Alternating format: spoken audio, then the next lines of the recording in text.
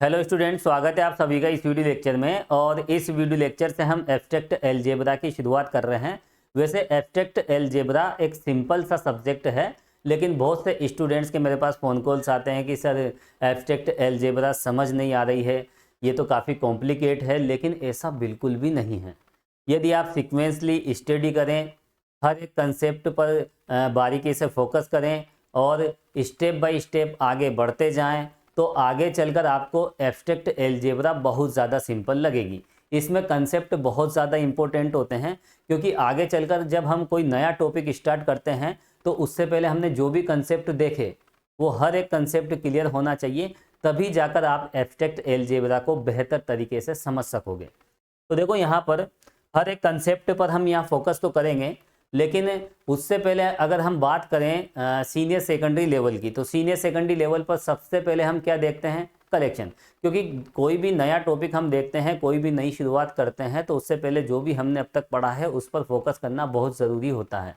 तो अगर हम बात करें सेकेंडरी लेवल के बाद सीनियर सेकेंडरी लेवल की, तो सबसे पहले क्लास 11th में हम क्या देखते हैं? अलजेब्रा में सबसे पहले हम देखते हैं कलेक्शन।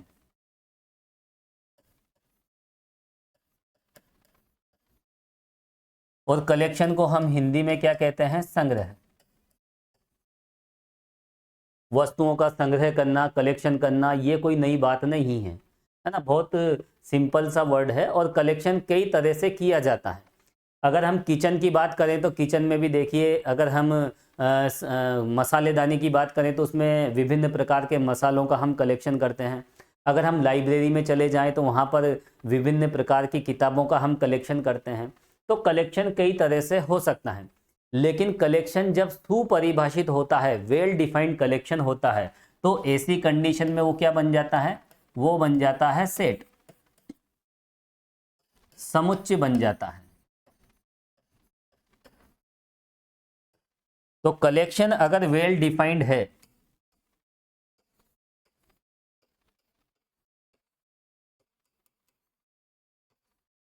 तब जाकर वो क्या बनेगा? सेट बनेगा। अब देखो, यहां पर हम बात करें किसकी? वेल डिफाइंड कलेक्शन की। देखो, वेल डिफाइंड का मतलब क्या होता है, ये बात भी आपको समझना बहुत जरूरी है। एब्स्ट्रैक्ट अलजेब्रा है, हर एक बात को बारीकी से समझें। देखो, कलेक्शन तो हम कैसे ही कर सकते हैं, लेकिन कलेक्शन जब वेल डिफाइंड होता है तब जाकर वो क्या बनता है? सेट बनता है। अब वेल डिफाइंड का मतलब क्या है? यहाँ पर जो भी कलेक्शन हमने किया है, हमें इस बात का पता चल जाए या इस बात का हमें पता हो कि उस कलेक्शन में कौन सी वस्तु है और कौन सी वस्तु नहीं है। सपोज कीजिए ये कोई कलेक्शन है। क्या है ये? कलेक्शन। अगर आपको पता चल जाए कि इस कलेक्शन में कौन सी वस्तु मौजूद है और कौन सी वस्तु मौजूद नहीं है, अगर इस बात का डिसीजन आप ले सको, तो फिर ये कलेक्शन क्या होगा? ये कलेक्शन होगा सेट। जैसे लाइब्रेरी में भी देखिए, वेल डिफाइंड अरेंजमेंट के लिए हमें यह पता होना चाहिए कि कौन से ब्लॉक में कौन सी बुक रखी हुई है। अगर ऐसा पता चल जाए तो फिर हम कह सकते हैं कि उस लाइब्रेरी में जो किताबों का कलेक्शन है, जो किताबों का संग्रह है, वो वेल डिफाइंड कलेक्शन है ना, सुपरिभाषित संग्रह है। तो यहां पर देखिए, कलेक्शन जब वेल डिफाइंड होता है तो वो क्या बन जाता है? सेट बन जाता है। ये कोई नई बातें नहीं है, क्लास 11th में आपने इनको बेहतर तरीके से समझ रखा है। अब देखो, सेट के बाद अगर हम आगे बढ़ें तो सेट समुच्चय, उसमें क्या होते हैं? उसमें कुछ एलिमेंट्स होते हैं। सेट में आपको क्या मिलेंगे? एलिमेंट्स, अवयव मिलेंगे। अब यहां पर अगर हम बात करें एलिमेंट्स की, तो एलिमेंट्स बहुत तरह के होते हैं, डिफरेंट टाइप के एलिमेंट्स आपने देखे होंगे। और एलिमेंट्स की जो नेचर होगी, उस नेचर के बेस पर उन एलिमेंट्स में कुछ ऑपरेशंस जनरेट हो जाती हैं। क्या हो जाती हैं? ऑपरेशंस। तो एलिमेंट्स के बाद क्या आई? देखो, ऑपरेशंस। एलिमेंट्स के बाद हम क्या देखते हैं? ऑपरेशंस, जिसे हम हिंदी में कहते हैं संक्रिया, संक्रियाएं। तो सबसे पहले कलेक्शन की बात करते हैं। कलेक्शन अगर सोच समझकर किया गया है, सुपरिभाषित तरीके से किया गया है, तो वो सेट बन जाता है। सेट में क्या होते हैं? एलिमेंट्स होते हैं। और एलिमेंट्स की नेचर के बेस पर उनमें कुछ ऑपरेशंस जनरेट हो जाती हैं। अब देखो यहां पर हम बात करें एलिमेंट्स की। देखो एलिमेंट्स कई तरह के होते हैं, जैसे हम वेक्टर्स की अगर हम बात करें, एलिमेंट्स देखो वेक्टर की फॉर्म में भी हो सकते हैं, है ना। वेक्टर्स की हम बात कर रहे हैं। अगर एलिमेंट वेक्टर फॉर्म के हैं तो उसमें दो तरह की ऑपरेशन जनरेट होगी। कौन सी? एक तो डॉट प्रोडक्ट और एक क्रॉस प्रोडक्ट। हम इस तरह से देखो, हमने छोटी क्लासेज में देख रखा है, ए वेक्टर डॉट बी वेक्टर, ए वेक्टर क्रॉस बी वेक्टर। तो देखो जैसे एलिमेंट्स होंगे उसके अकॉर्डिंग ही उसमें ऑपरेशन होगी। अब देखो यहां पर हम बात करें सेट ऑफ नंबर्स, संख्याओं के समुच्चय की। अगर हम नंबर्स के सेट की बात करें, किसकी बात करें? नंबर्स के सेट की।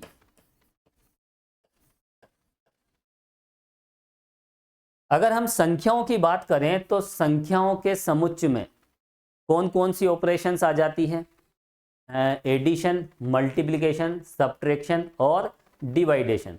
तो जैसे एलिमेंट्स होंगे उनके बेस पर उनमें क्या होगी? ऑपरेशंस। तो यहां पर नंबर्स के सेट में देखो प्लस, माइनस, इनटू और डिवाइडेशन।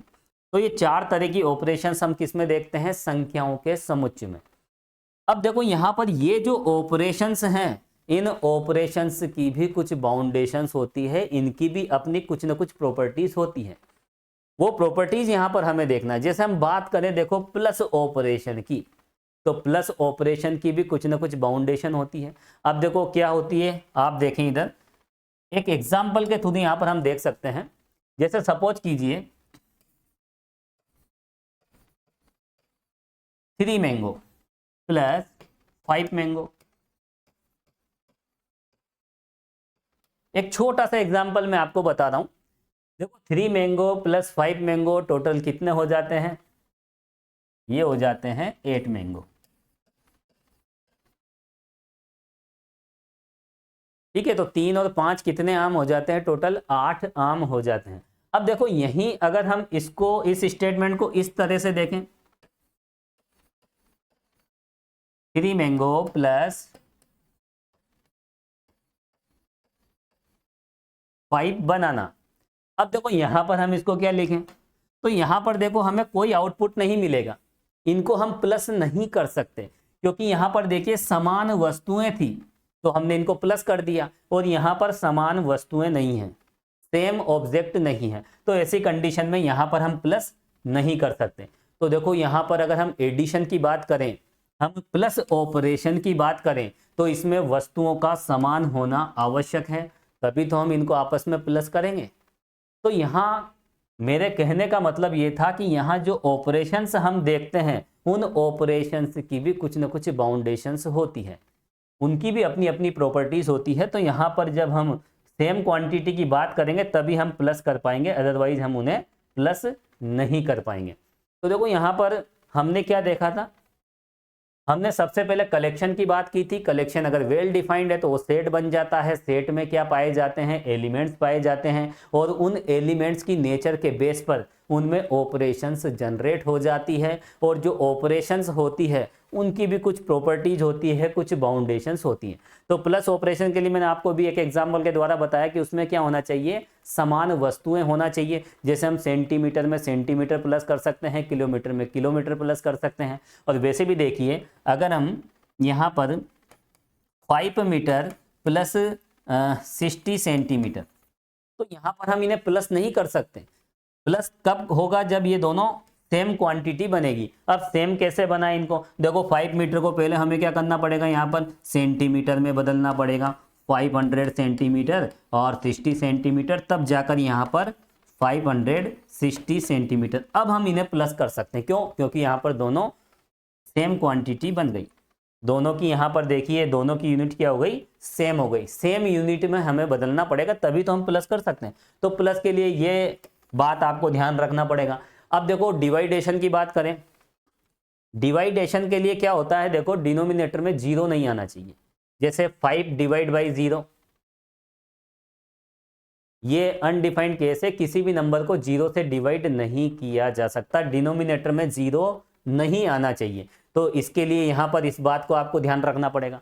तो हर एक ऑपरेशन की अपनी अपनी बाउंडेशंस होती है, अपनी अपनी प्रॉपर्टीज होती है।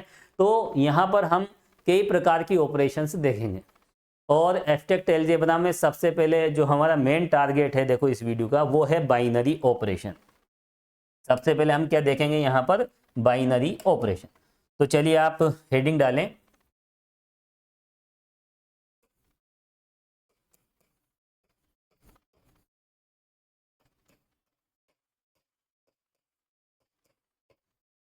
बाइनरी ऑपरेशन द्विआधारी संक्रिया।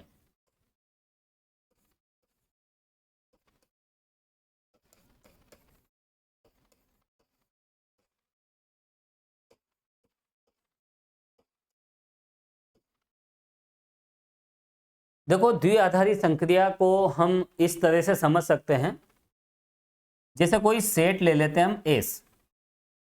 देखो सेट एस में आपको क्या मिलेंगे, बहुत सारे एलिमेंट्स मिलेंगे। इस सेट में क्या होते हैं, अभी आपको मैंने बताया था सेट में क्या होते हैं, एलिमेंट्स। लेकिन सेट में एलिमेंट्स कब होंगे, जब वो नॉन वॉइड होगा, अरिक्त समुच्चय होगा। अरिक्त समुच्चय का होना बहुत जरूरी है। इंग्लिश में क्या कहते हैं इसे, non void set.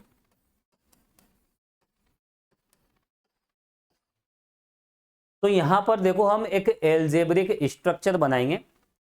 Algebraic structure में है ना, ये कोई ऐसा कोई स्पेशल स्ट्रक्चर नहीं होता। एल्जेब्रिक स्ट्रक्चर में क्या होता है, देखो एक तो नॉन वॉइड सेट आ जाता है। और नॉन वॉइड सेट की हम बात क्यों करते हैं, देखो अरिक्त समुच्चय की बात क्यों की जाती है, क्योंकि देखो अगर अरिक्त समुच्चय होगा तभी तो उसमें कोई ना कोई एलिमेंट्स मिलेगा।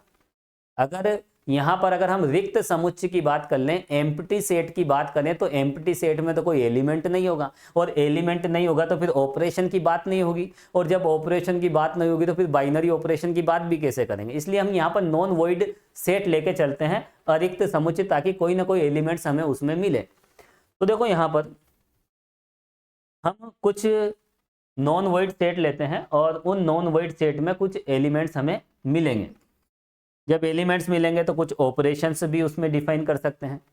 जब ऑपरेशन होगी तो उसकी भी कोई ना कोई प्रॉपर्टीज होगी। तो इस तरह से हम नॉन वॉइड सेट और उसमें ऑपरेशंस और बहुत सारे एक्सोम्स लेते हैं, प्रॉपर्टीज लेते हैं। तो इस तरह से जो स्ट्रक्चर बनता है वो होता है एल्जेब्रिक स्ट्रक्चर। तो देखो इसके बारे में भी हम आगे बढ़ेंगे, लेकिन यहाँ पर हम पहले एक सिंपल सा कंसेप्ट देख रहे हैं, बाइनरी ऑपरेशन। तो देखो एक नॉन वॉइड सेट में जब हम कुछ एलिमेंट्स देखते हैं, तो सपोज कीजिए इसमें दो एलिमेंट है ए और बी। ए बी किसके एलिमेंट हैं, एस के एलिमेंट। हालांकि इसमें और भी एलिमेंट्स हो सकते हैं, मैं इसके दो एलिमेंट यहां पर लेके चल रहा हूं। अब यहां पर देखो एलिमेंट में क्या होती, एलिमेंट्स के बेस पे क्या होती है, ऑपरेशंस होती है। अब यहां पर हमें यह पता नहीं कि ये नंबर का सेट है या वेक्टर का सेट है या फिर ये मैट्रिक्स है, क्या है, ये कुछ भी हो सकते हैं, ये एलिमेंट्स किसी भी फॉर्म में हो सकते हैं। तो यहाँ पर हम मान लेते हैं इसमें एक ऑपरेशन डिफाइन है, इन एलिमेंट्स में एक ऑपरेशन डिफाइन है, वो है स्टार। हम इस सिंबल से यहाँ पर ऑपरेशन को शो करेंगे। तो सपोज कीजिए इस तरह से हम डिनोट कर रहे हैं, ये जो सिंबल है ये ऑपरेशन का सिंबल है। तो यहाँ एस एक नॉन वॉइड सेट है, अरिक्त समुच्चय है, और उसमें एक ऑपरेशन स्टार डिफाइन है। अब यहाँ पर देखो इसके किन्हीं भी दो एलिमेंट्स को अगर हम आपस में ऑपरेट करेंगे, ऑपरेशन यहाँ पर ये है, तो ये किसका एलिमेंट आ जाए, एस का एलिमेंट आ जाए। तो ऐसी कंडीशन में या हर कंडीशन में, अगर हर एक कंडीशन में अगर इस तरह का रिजल्ट हमें मिलता है, तो फिर ये ऑपरेशन इस सेट एस में क्या हो जाएगी, बाइनरी ऑपरेशन हो जाएगी। तो यहाँ पर आप इस एस के कोई से भी दो एलिमेंट ले लीजिए, उन दो एलिमेंट्स को आप आपस में ऑपरेट कराएं, तो वापस हमें एस का ही एलिमेंट मिल जाना चाहिए। तो सिंपल सी बात है, ए एस का एलिमेंट है और बी एस का एलिमेंट है। ऐसी कंडीशन में A operate B also belongs to S, for every A B belongs to S. तो समुच्चय एस के किन्हीं भी दो अवयवों को आपस में ऑपरेट करें और वापस हमें एस का ही अवयव मिल जाए, तो ऐसी कंडीशन में वो ऑपरेशन उस समुच्चय एस में द्विआधारी संक्रिया कहलाती है। क्या कहलाती है, बाइनरी ऑपरेशन। चलिए इसकी डेफिनेशन आप लिखें, बिल्कुल आसान सी डेफिनेशन है।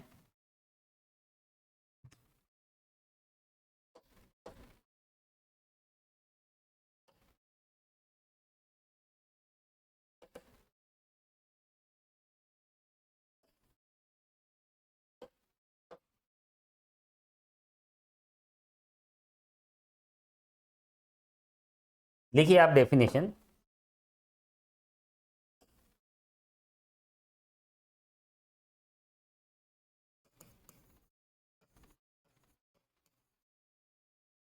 समुच्चय एस में परिभाषित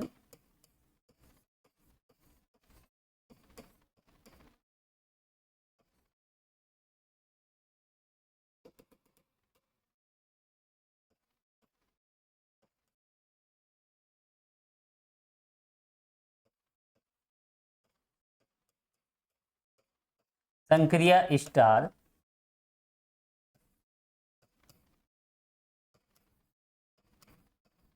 द्विआधारी संक्रिया कहलाती है।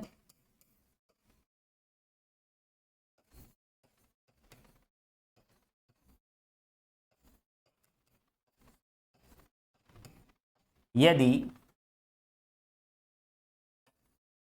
A belongs to S, B belongs to S, implies A operate B also belongs to S for every AB belongs to S।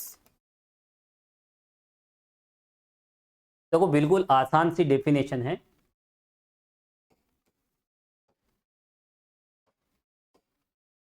Set S के कोई से भी दो एलिमेंट आप ले लीजिए, उन्हें आप ऑपरेट कीजिए, वापस हमें उसी सेट का एलिमेंट मिलना चाहिए। ए और बी यहाँ पर एस के दो एलिमेंट हैं और इनको आपस में हम ऑपरेट करेंगे तो वापस हमें एस का एलिमेंट मिल जाता है। ऐसी कंडीशन में हम क्या कहेंगे, ये जो स्टार ऑपरेशन है ये सेट एस में क्या है, बाइनरी ऑपरेशन। अब देखो कुछ एग्जाम्पल्स यहाँ पर हम देख सकते हैं। देखो सेट ऑफ नेचुरल नंबर तो आपने देखा ही होगा, है ना, प्राकृत संख्याओं का समुच्चय।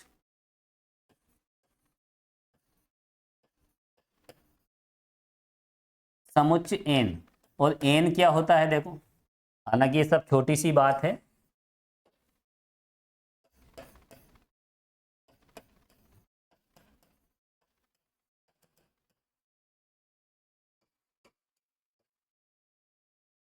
एक तो योग संक्रिया की हम बात कर रहे हैं। योग संक्रिया तथा गुणन संक्रिया,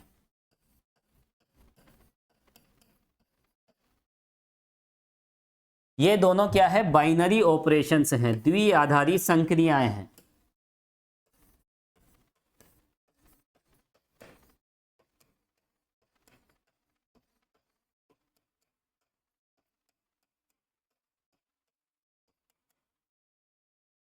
addition operation and multiplication operations are binary operations in set N.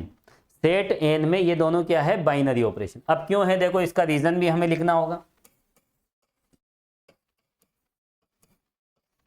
और ये सिंपल सा कंसेप्ट है, कोई भी दो नेचुरल नंबर आप ले लीजिए, उन्हें आपस में प्लस कीजिए, नेचुरल नंबर ही मिलेगा, और मल्टीप्लाई करोगे तो भी नेचुरल नंबर ही मिलेगा। तो देखो हम इसका रीजन हम इस तरह से दे सकते हैं, ए एन का अवयव है और बी बिलोंग्स टू एन, ये दोनों एन के एलिमेंट्स हैं, और अगर हम इनको आपस में प्लस करें तो एन का ही एलिमेंट मिलता है। और यहाँ पर देखो ए बिलोंग्स टू एन और B belongs to N, N के दो एलिमेंट्स लें और इनको आपस में अगर हम मल्टीप्लाई करें तो भी हमें एन का ही एलिमेंट मिलता है, for every A B belongs to N.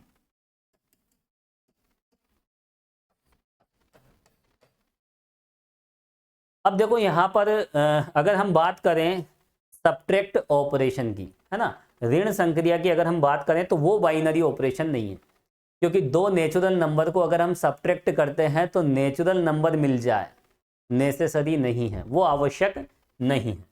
तो ये तो रहा पहला एग्जाम्पल। ठीक है, अब देखो यहां पर आगे हम चलते हैं। इसी समुच्चय एन की अगर हम बात करें,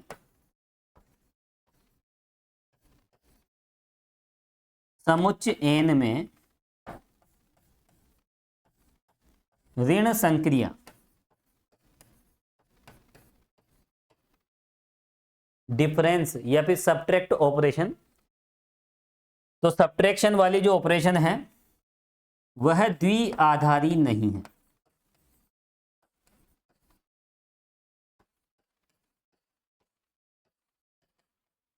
क्यों नहीं है, उसका कारण भी आप लिखें।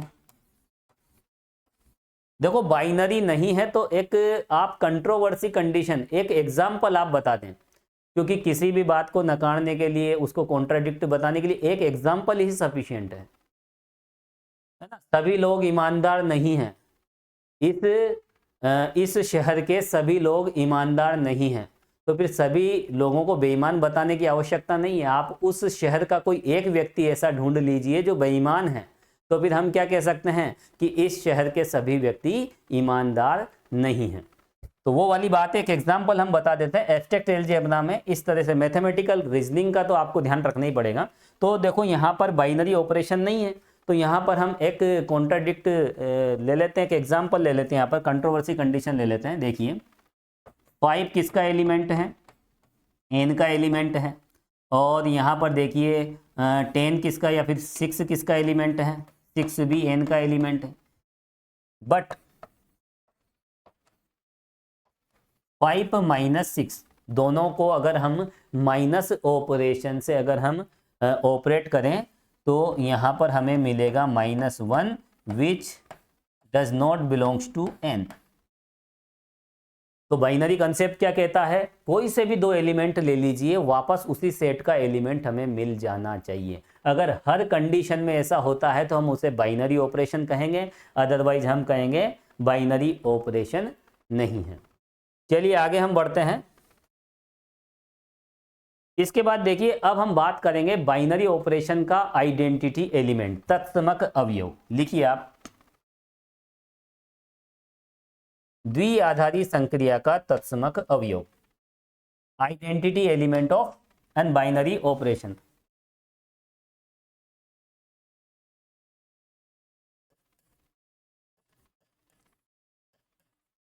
द्विआधारी संक्रिया का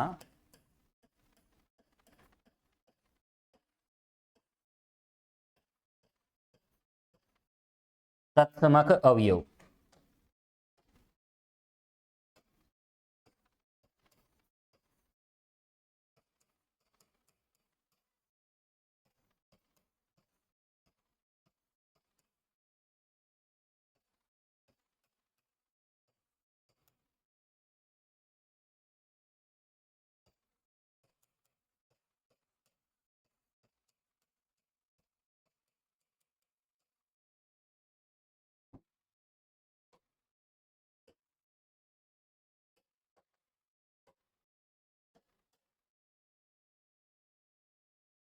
देखो ये हमारा टारगेट है।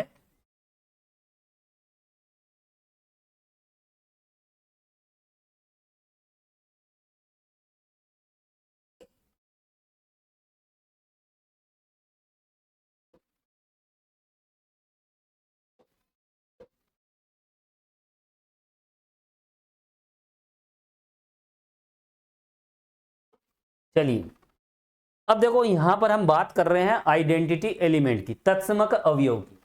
देखो आइडेंटिटी एलिमेंट का मतलब क्या होता है, जैसे हम प्लस ऑपरेशन की अगर हम बात करें तो देखो यहां पर हम 5 में क्या प्लस करें कि यह चेंज ना हो, इसकी आइडेंटिटी है ना, इसकी आइडेंटिटी यही रहे, ये इसमें किसी प्रकार का कोई भी चेंजेस न हो। तो इसके लिए हम क्या करेंगे, हम यहाँ पर इसमें 0 प्लस करेंगे ताकि इसमें किसी प्रकार का कोई चेंजेस ना हो, क्योंकि आइडेंटिटी एलिमेंट उस एलिमेंट को चेंज नहीं करता, उसमें किसी प्रकार का कोई भी चेंज नहीं होने देता है। तो ऐसा एलिमेंट क्या होता है, आइडेंटिटी एलिमेंट होता है। अब देखो हम प्लस ऑपरेशन की बात करें और नंबर्स के सेट की बात करें तो 5 + 0 कितना होता है, 5।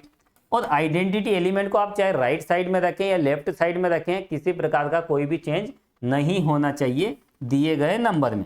तो देखो 0 + 5 करें या 5 + 0 करें, 5 में किसी प्रकार का कोई भी चेंज नहीं होगा। तो यहाँ पर हम कह सकते हैं ये 0 क्या है, 0 इस प्लस ऑपरेशन का आइडेंटिटी एलिमेंट है। अगर हम यहाँ पर देखो मल्टीप्लिकेशन ऑपरेशन की बात करें तो देखो 5 को किससे ऑपरेट करें, अब यहाँ ऑपरेशन हमें यहाँ पर ये मल्टीप्लिकेशन वाली लेना पड़ेगा, हम मल्टीप्लिकेशन ऑपरेशन की बात कर रहे हैं। तो 5 को किससे मल्टीप्लाई करें 5 हमें मिल जाए, तो देखो वो होता है 1। तो यहाँ पर मल्टीप्लिकेशन ऑपरेशन के लिए जो आइडेंटिटी एलिमेंट होगा वो क्या हो जाएगा, वो 1 हो जाएगा। और डिफरेंस ऑपरेशन के लिए कोई आइडेंटिटी एलिमेंट नहीं होता है। हालांकि 5 में से अगर हम 0 को सब्ट्रैक्ट करें, देखो 5 और 0 को हम ऑपरेट कर रहे हैं इस माइनस ऑपरेशन से, तो यहाँ पर हमें 5 मिलेगा, लेकिन इसको अगर हम लेफ्ट साइड में रख लें तो फिर 5 नहीं मिलेगा। तो यहाँ पर देखिए हम कह सकते हैं कि माइनस ऑपरेशन का आइडेंटिटी एलिमेंट एग्जिस्ट नहीं करता, विद्यमान नहीं होता। अभी हम इसकी डेफिनेशन को अच्छे से समझेंगे। तो आइडेंटिटी एलिमेंट दिए गए एलिमेंट में किसी प्रकार का कोई भी परिवर्तन नहीं करता है। तो चलो इसकी डेफिनेशन हम लिख लेते हैं, लिखिए आप। सबसे पहले हम ले लेते हैं, देखो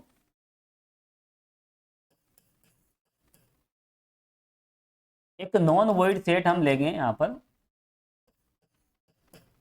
माना एस एक अरिक्त समुच्चय है,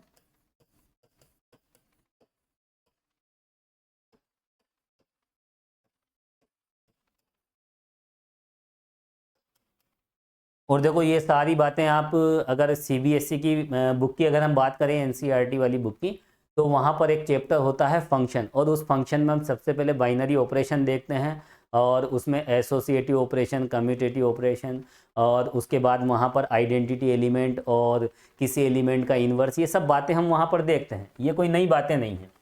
तो देखो एस क्या है, एक अरिक्त समुच्चय है तथा स्टार एस में परिभाषित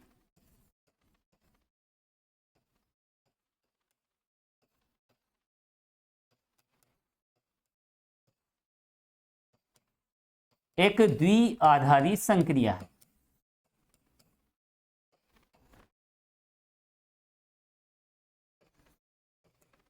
तब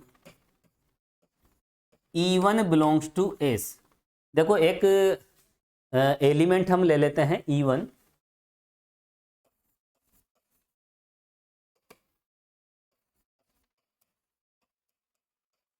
संक्रिया स्टार का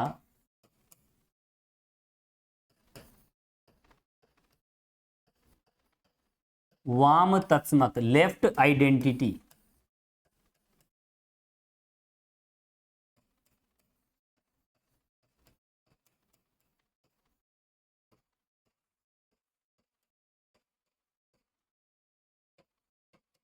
कहलाता है।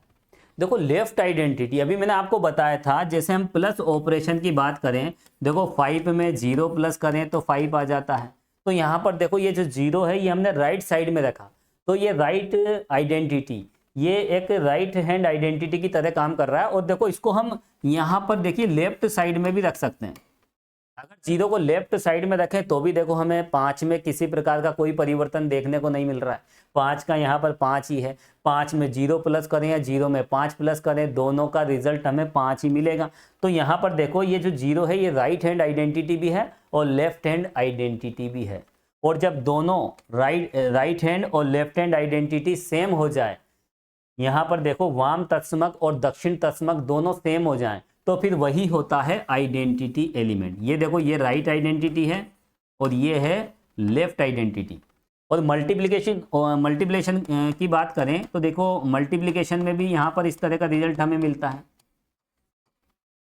यहाँ पर आप देख सकते हैं कि 1 क्या है, राइट आइडेंटिटी, और इधर 1 देखें तो लेफ्ट आइडेंटिटी। चाहे आप 5 की जगह 6 ले लीजिए, 7 ले लीजिए, कोई सा भी एलिमेंट आप ले लीजिए, ठीक है। 1 को 6 इंटू 1 तो 6 मिलेगा, 1 इंटू 6 तो भी 6 मिलेगा। तो यहाँ पर देखिए ये राइट और ये लेफ्ट, और ये दोनों सेम है, राइट आइडेंटिटी और लेफ्ट आइडेंटिटी, दक्षिण तत्समक और वाम तत्समक, ये दोनों बराबर होते हैं, तो फिर वही तत्समक अवयव होता है। इसी बात को यहाँ पर हम लिखेंगे। और देखो माइनस ऑपरेशन भी मैंने आपको बताई थी, 5 माइनस 0, 5 माइनस 0 कितना होता है, 5 लेकिन 0 माइनस 5 के इक्वल नहीं होता। माइनस ऑपरेशन की अगर हम बात करें तो माइनस ऑपरेशन के लिए राइट आइडेंटिटी एग्जिस्ट करेगी।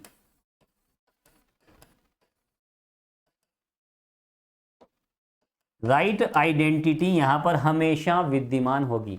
राइट आइडेंटिटी को हिंदी में कहते हैं हम दक्षिण तत्समक।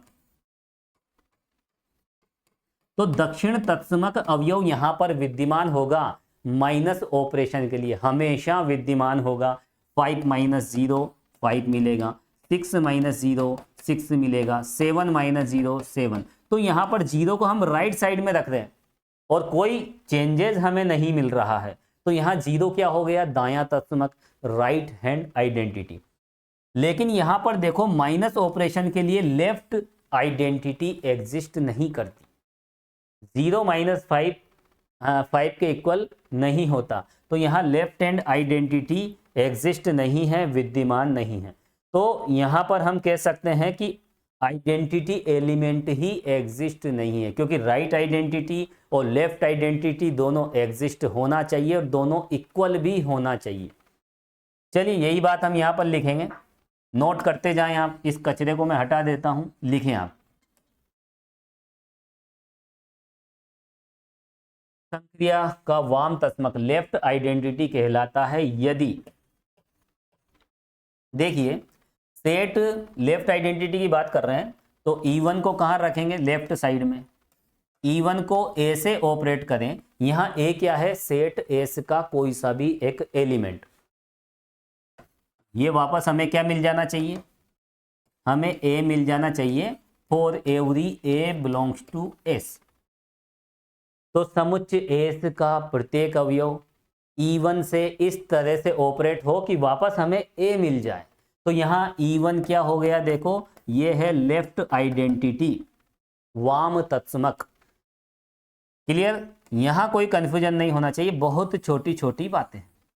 और अगर हम राइट साइड में रख सकें सभी एलिमेंट्स के लिए तो फिर हम यहां उसे क्या कहेंगे, राइट आइडेंटिटी। चलिए उसकी बात हम आगे कर लेते हैं।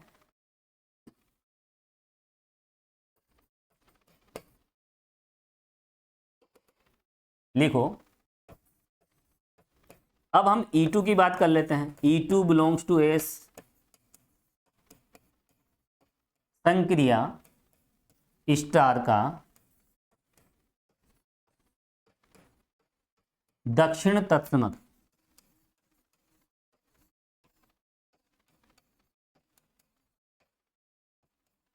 राइट आइडेंटिटी,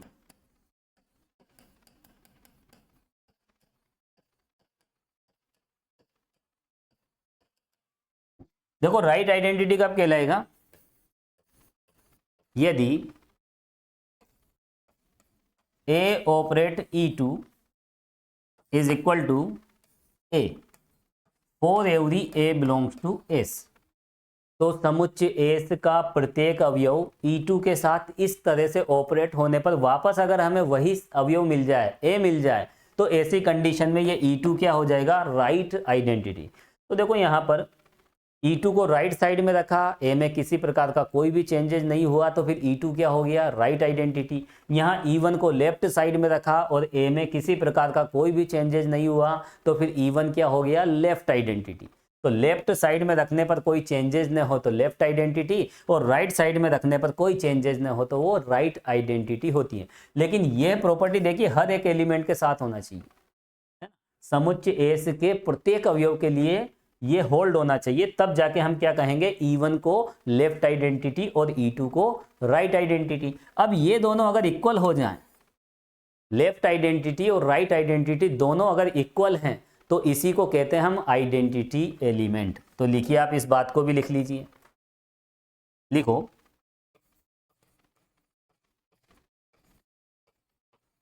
अब यदि E1 equal E2 equal E, ये दोनों क्या हैं, E के इक्वल मान लेते हैं, तो E क्या कहलाता है, संक्रिया स्टार का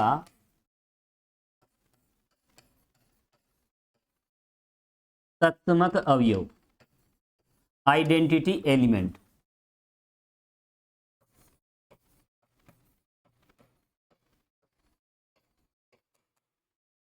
तो बिल्कुल सिंपल सा कंसेप्ट है। और अब देखो इसके बेस पर हम आइडेंटिटी एलिमेंट को इस तरह से डिफाइन कर सकते हैं। लिखिए आप। अब फाइनल डेफिनेशन हम लिख रहे हैं, क्योंकि एग्जाम में देखो यहाँ पर कुछ डेफिनेशंस भी पूछी जाएगी। आइडेंटिटी एलिमेंट की डेफिनेशन अगर आ जाती है तो आपको इस तरह से इतना एक्सप्लेन करने की जरूरत नहीं है। अब मैं आपको एक फाइनल डेफिनेशन बता देता हूँ। लिखिए आप।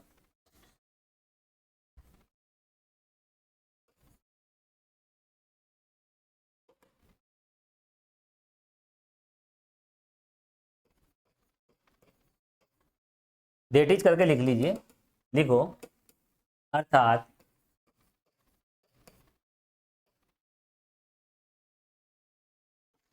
E belongs to S, समुच्चय एस में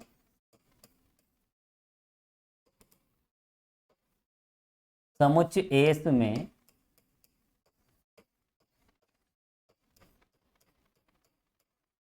परिभाषित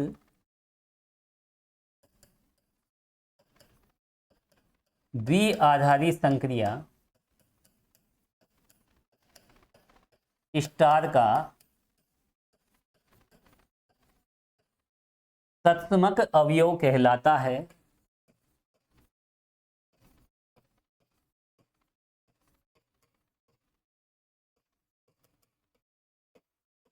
यदि।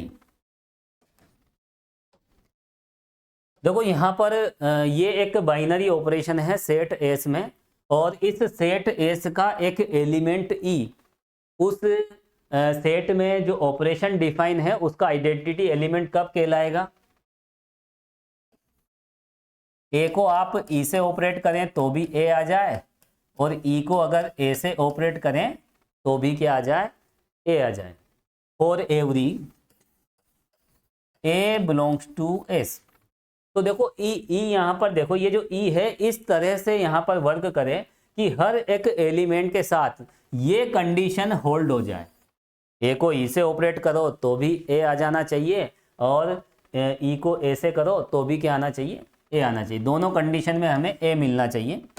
यहाँ पर लेफ्ट साइड में अगर हम देखें तो ये राइट आइडेंटिटी की बात हो रही है, और इधर लेफ्ट आइडेंटिटी की बात हो रही है। तो लेफ्ट और राइट आइडेंटिटी जब सेम हो जाती है तो उसी को हम क्या कहते हैं, आइडेंटिटी एलिमेंट कहते हैं। अब यहाँ पर कुछ एग्जाम्पल्स हम देख लेते हैं। देखो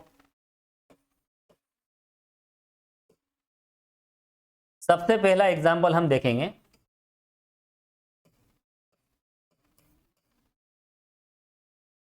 देखो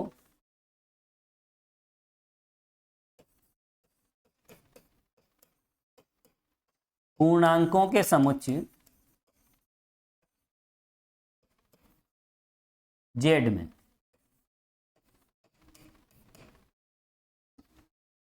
जीरो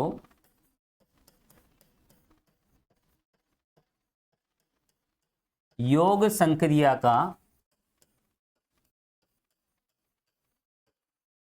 तत्समक अवयव है। तो सेट ऑफ इंटीजर्स की हम बात कर रहे हैं। सेट ऑफ इंटीजर्स में ये जो जीरो है वो एडिशन ऑपरेशन के लिए आइडेंटिटी एलिमेंट का काम करेगा। रीजन क्या है देखिए, क्योंकि कोई एलिमेंट अगर हम जेड का कोई एक एलिमेंट ले रहे हैं ए,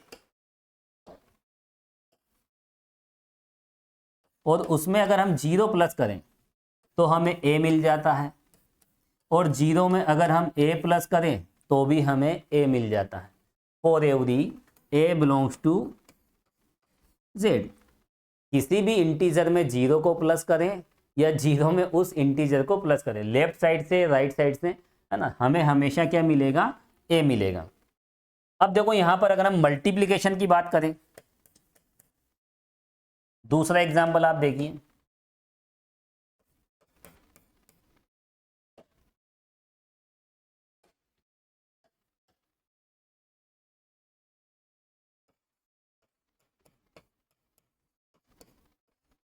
पूर्णांकों के समुच्चय में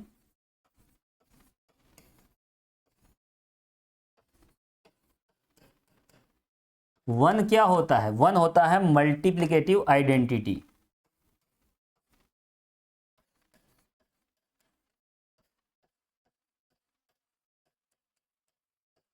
गुणन संक्रिया का तत्समक अवयव है।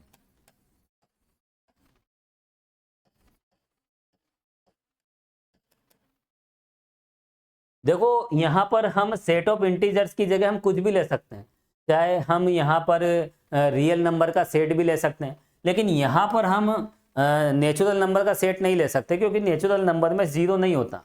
अगर हम एन में आइडेंटिटी एलिमेंट ढूंढें प्लस ऑपरेशन के लिए, तो देखो एन प्लस में आइडेंटिटी एलिमेंट नहीं होगा, क्योंकि zero does not belongs to N. तो यहाँ पर एडिटिव आइडेंटिटी, योग तत्समक या फिर योज्य तत्समक विद्यमान नहीं होता। किसमें? एन में, है ना, जीरो होता ही नहीं है।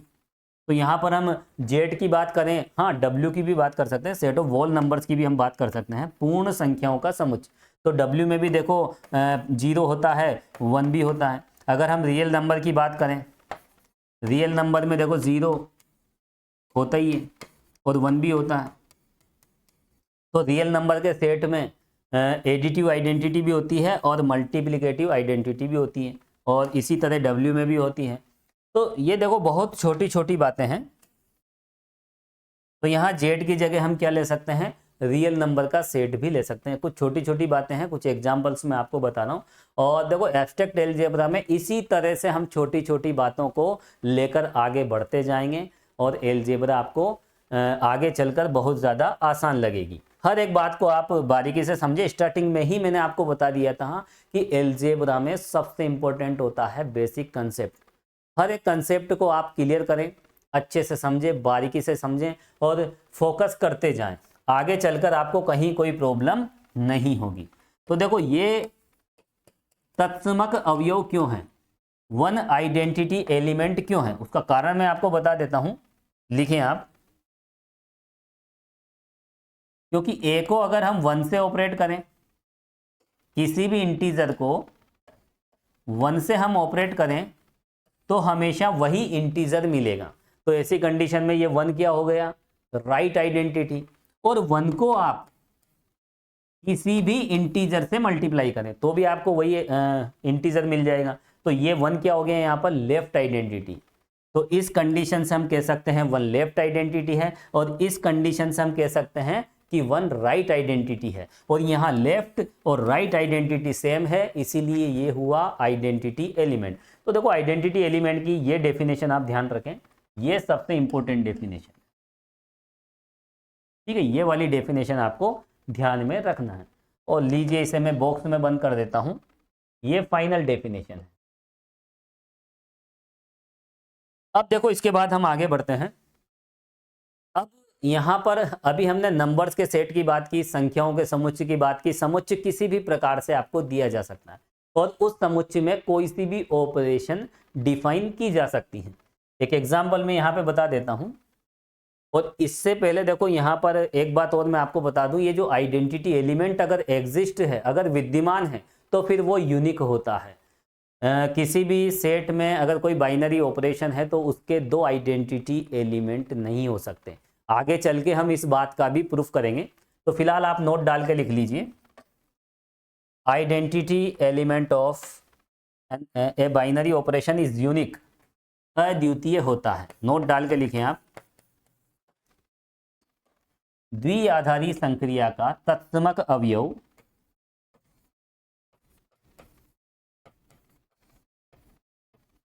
द्विआधारी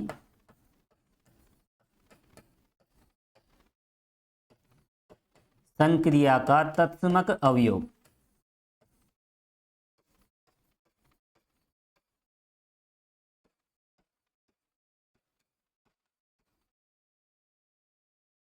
अद्वितीय होता है। अद्वितीय का मतलब यूनिक।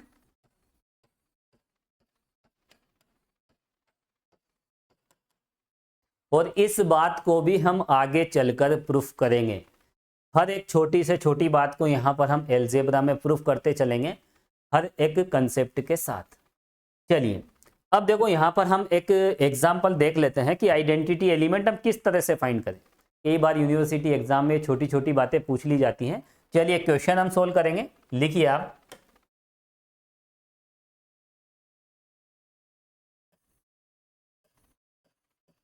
एग्जाम्पल लिखिए, परिमेय संख्याओं के समुच्चय में, परिमेय संख्याओं के समुच्चय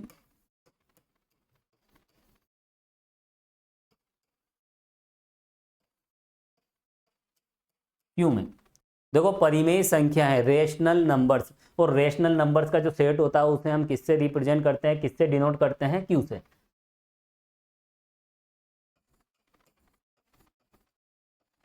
निम्न प्रकार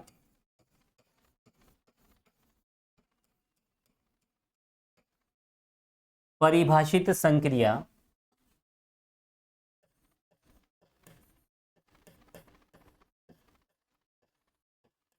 का तत्समक अवयव ज्ञात कीजिए।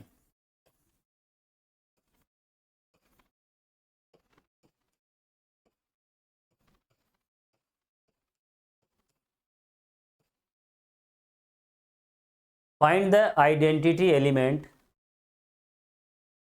Of given operation defined as. देखो किस तरह से डिफाइंड है वो भी मैं यहां पे बता देता हूं। देखो ए को अगर हम बी से ऑपरेट करते हैं, देखो पहले ऑपरेशन को आप समझें। अभी तक तो हम प्लस ऑपरेशन की बात कर रहे थे, मल्टीप्लिकेशन की बात कर रहे थे, और ये प्लस और मल्टीप्लिकेशन ये बचपन से हम पढ़ते आए हैं। तो ऑपरेशन यहाँ पर किसी भी नियम के तहत डिफाइन की जा सकती है ना, कोई सा भी रूल यहाँ पर लगाया जा सकता है। अब देखो यहाँ पर रेशनल नंबर का सेट है, परिमेय संख्याओं का समुच्चय है। अगर हम ए को बी से ऑपरेट करें, या जो भी एलिमेंट लेंगे वो किसके होंगे, क्यू के होंगे। ये बात आपको ध्यान रखना है। अगर हम ए को बी से ऑपरेट करें और हमें इस तरह का रिजल्ट मिल जाए, और ये ऑपरेशन डिफाइंड है हर एक एलिमेंट के लिए, क्यू के सभी प्रकार के एलिमेंट्स के लिए इस तरह से ऑपरेशन डिफाइन है।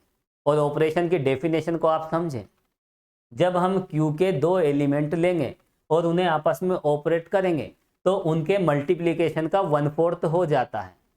क्या हो जाता है, मल्टीप्लिकेशन का 1/4।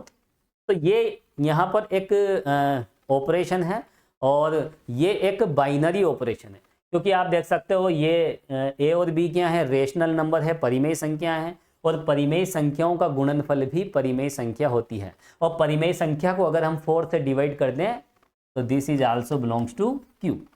ठीक है, ये एक बाइनरी ऑपरेशन है। हालांकि इस बात को हमें प्रूफ नहीं करना, हालांकि हम प्रूफ कर सकते हैं अगर इस तरह का एक क्वेश्चन आ जाए, क्योंकि आपको पता होना चाहिए कि सेमेस्टर सिस्टम लागू हो गया है कोटा यूनिवर्सिटी में। और सेमेस्टर सिस्टम में जो सेक्शन ए होता है वहाँ पर छोटे छोटे क्वेश्चंस भी पूछे जाते हैं। तो बाइनरी ऑपरेशन कैसे प्रूफ करेंगे, यहाँ पर देखो ए क्यू का एलिमेंट है और बी किसका एलिमेंट है, क्यू का। और अगर हम ए को बी से मल्टीप्लाई करें तो ये भी क्यू का एलिमेंट होगा, है ना। Multiplication of 2 rational numbers also a rational number. परिमेय संख्याओं का गुणनफल भी परिमेय संख्या होती है। और देखिए रेशनल नंबर को अगर हम 4 से डिवाइड कर दें, आल्सो बिलोंग्स टू क्यू। और इस ए बी बाई 4 को क्या कह सकते हैं, A operate B belongs to Q. तो देखिए यहाँ पर ये बाइनरी ऑपरेशन की जो डेफिनेशन मैंने आपको बताई थी वो यहाँ होल्ड हो रही है। ए क्यू का एलिमेंट है, बी क्यू का एलिमेंट है, और ए को बी से ऑपरेट करें तो वो भी क्यू का एलिमेंट हो जाता है। तो हम कह सकते हैं implies that star is binary operation in set Q. चलिए खैर ये तो हमें बताना नहीं है, हमें क्या यहाँ पर आइडेंटिटी एलिमेंट फाइंड करना है। देखो आपको एक बात मैं बता देता हूँ कि आइडेंटिटी एलिमेंट जब भी आप फाइंड करें तो देखो उसे रफली आप फाइंड कर लीजिए, और फिर उसके बाद जो भी कंसेप्ट है, जो भी प्रोसेस है, वो आप यहाँ पर मेंशन कर देना, यहाँ पर लिख देना।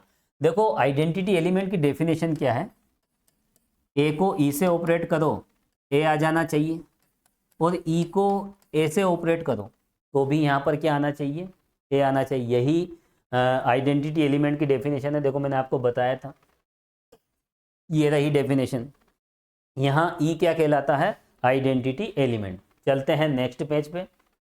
तो यहाँ पर देखो अगर हम ए को ई से ऑपरेट करें, ये सब यहाँ पर रेशनल नंबर है, परिमेय संख्या है, ए को ई से ऑपरेट करें तो डेफिनेशन के अकॉर्डिंग क्या हो जाता है, ए मल्टीप्लीकेशन का 1/4 है ना। पहले डेफिनेशन को समझे, ये डेफिनेशन यहाँ पर है ना, ऑपरेशन की जो डेफिनेशन है वो यहाँ फॉलो करनी है, यहाँ अप्लाई करनी है। अब यहाँ पर देखिए ई को ए से करेंगे तो ई ए अपॉन 4। अब यहाँ पर देखिए स्टार्टिंग की ये दो टर्म ले लीजिए आप, इन दोनों को अगर आप सोल्व करोगे तो हमें क्या मिलेगा, देखो ए से ए कैंसिल हो जाएगा, ठीक है। तो यहाँ पर अगर हम देखें तो यहाँ पर ई की वैल्यू कितनी मिल रही है, यहाँ ई की वैल्यू मिल रही है 4, और ये लास्ट टू टर्म से आप देखिए, इसको आप सोल्व कीजिए तो यहाँ भी हमें ई की वैल्यू कितनी मिलेगी 4। तो यहाँ अगर हम देखें तो इन दोनों को सोल्व किया तो हमें क्या मिला, 4 मिला। तो यहाँ ई क्या हो गया, राइट आइडेंटिटी, और इधर इन दोनों को सोल्व किया तो भी हमें 4 ही मिलेगा।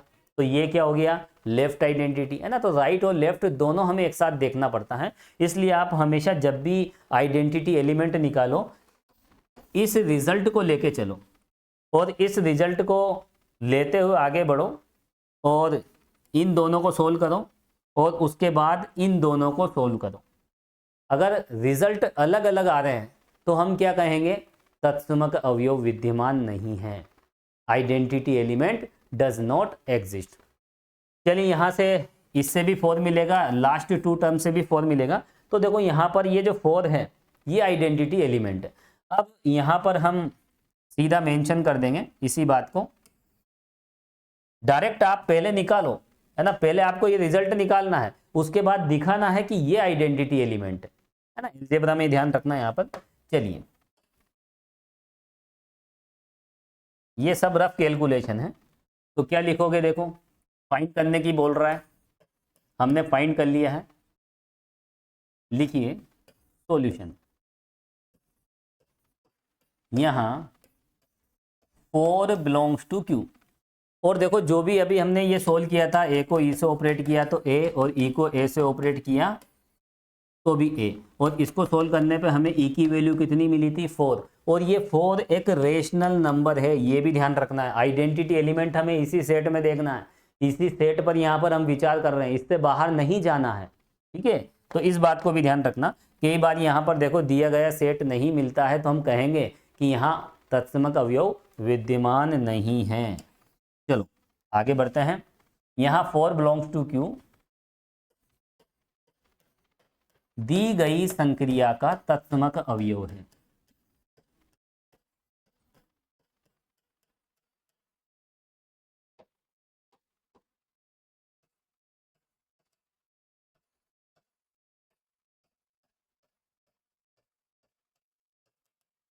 देखो यहाँ पर हम बहुत सारी थ्योरम्स प्रूव करेंगे, बहुत सारे क्वेश्चंस हम सोल्व करेंगे, तो वहाँ हमें आइडेंटिटी एलिमेंट दिखाना पड़ेगा। तो पहले आप निकाल लीजिए और डायरेक्ट आप क्लेम कर दीजिए कि दिस इज आइडेंटिटी एलिमेंट, और उसका रीज़न दे दीजिए कि आइडेंटिटी एलिमेंट क्यों है। सिंपल सी बात है, ये आइडेंटिटी एलिमेंट है, क्यों है। और देखो ये बात अब आपके माइंड में नहीं आना चाहिए कि ये आया कहाँ से, अभी आपको मैंने रफ कैलकुलेशन करके बताई थी। आप ये वाली कंडीशन लेके चलें और इसको सोल्व करें। इस कंडीशन को जब आप सोल्व करोगे तो आपको आइडेंटिटी एलिमेंट मिल जाएगा, कोई नई बात नहीं है। अब ये आइडेंटिटी एलिमेंट क्यों है, देखो क्योंकि अगर इस सेट का कोई सा भी एक एलिमेंट लेते हो और उसको 4 के साथ इस तरह से ऑपरेट करते हो तो देखो क्या मिलेगा। डेफिनेशन क्या कहती है, मल्टीप्लिकेशन का 1/4 हो जाता है, तो इन दोनों का मल्टीप्लिकेशन 4a और उसका 1/4 देखो a मिल गया। और आइडेंटिटी एलिमेंट गिवन एलिमेंट में किसी प्रकार का कोई भी परिवर्तन नहीं करता। वापस देखो हमें a का क्या मिल गया, a। अब चाहे तो आप इस 4 को राइट साइड में भी ले सकते हो। देखो a ऑपरेट 4, a को अगर 4 से ऑपरेट करोगे तो यहाँ क्या मिलेगा, a इंटू 4 अपॉन 4। देखिए 4 से 4 कैंसिल, वापस हमें क्या मिल गया। तो ये हमने यहाँ पर ये क्वेश्चन भी सोल्व कर लिया। और इतना ही करना है एग्जाम में, जब भी इस तरह का कोई क्वेश्चन आ जाता है फाइंड द आइडेंटिटी एलिमेंट, तो पहले आप रफली फाइंड कर लीजिए, उसके बाद यहाँ पर डायरेक्ट इस तरह से बता दें कि ये आइडेंटिटी एलिमेंट और क्यों है, उसका कारण आप इस तरह से बता दें, ठीक है। तो यहाँ पर आप देख सकते हैं 4 को a से ऑपरेट किया तो a मिला, और a को 4 से ऑपरेट किया तो भी दोनों सेम रिजल्ट है ना, दोनों के देखो सेम रिजल्ट हमें मिले।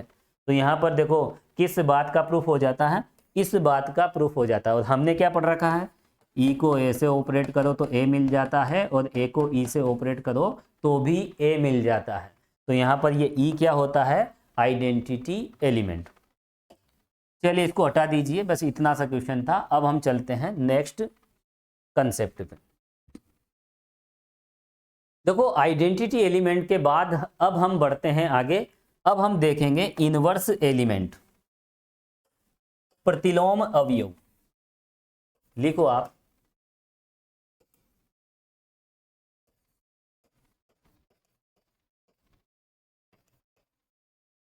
किसी अवयव का प्रतिलोम अवयव।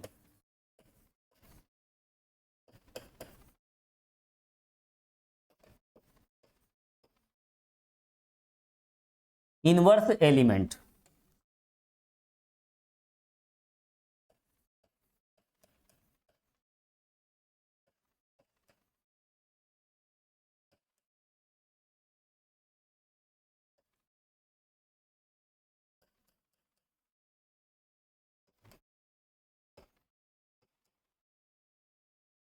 देखो आइडेंटिटी एलिमेंट को जनरली हम किससे डिनोट करते हैं, अभी तक हम ई से डिनोट कर रहे हैं, स्मॉल ई से। अब यहाँ पर देखो जब भी हम ई लिखेंगे, कॉमन सी बात है ना, कुछ स्टैंडर्ड सिंबल होते हैं, नोटेशंस होते हैं जो हमें ध्यान रखने होते हैं। तो ई जब भी लिखेंगे उसका मतलब क्या होगा, यहाँ पर आइडेंटिटी एलिमेंट। लिखिए आप,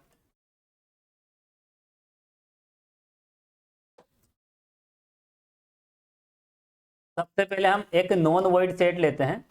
माना एस एक नॉन वॉइड सेट है।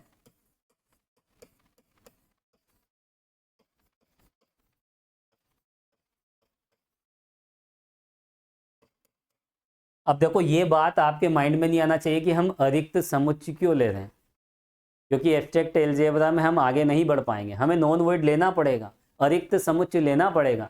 समुच्चय अरिक्त है, नॉन वॉइड है, तभी तो उसमें कुछ ना कुछ एलिमेंट्स होंगे। जब एलिमेंट्स होंगे तो उसमें ऑपरेशंस होगी, और ऑपरेशंस होगी तभी तो हम बाइनरी ऑपरेशन की बात करेंगे। एल्जेब्रिक स्ट्रक्चर ऐसे ही तो बनेगा। नॉन वॉइड सेट है तो फिर एल्जेब्रिक स्ट्रक्चर कैसे बनाए, हमें यहाँ बहुत बड़ा एल्जेब्रिक स्ट्रक्चर बनाना है समय के साथ, ठीक है।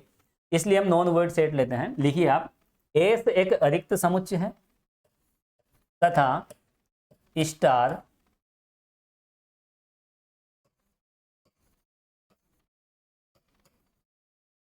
समुच्चय एस में परिभाषित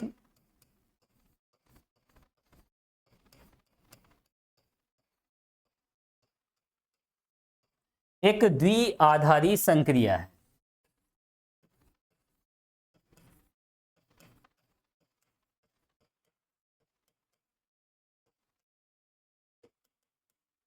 तो ये दो बातें तो आपको लेके चलना ही पड़ेगा, एक नॉन वॉइड सेट और उस सेट में एक बाइनरी ऑपरेशन। तब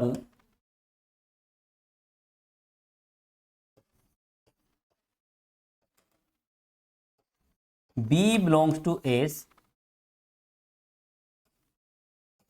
A बिलोंग्स टू एस का, या फिर यहां पर हम ऐसे भी लिख सकते हैं,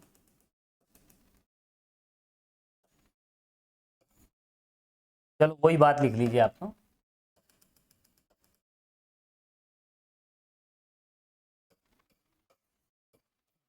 B बिलोंग्स टू एस,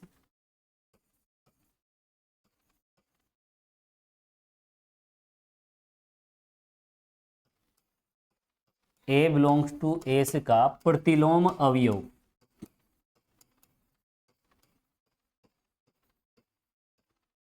है ना, ए का प्रतिलोम भी है ना। और सिंपल सा मैं ये बताना चाह रहा हूँ, सिंपल लैंग्वेज में लिखना है तो आप इस तरह से लिख लीजिए, ए बिलोंग्स टू एस का प्रतिलोम अवयव, लिख लीजिए आप।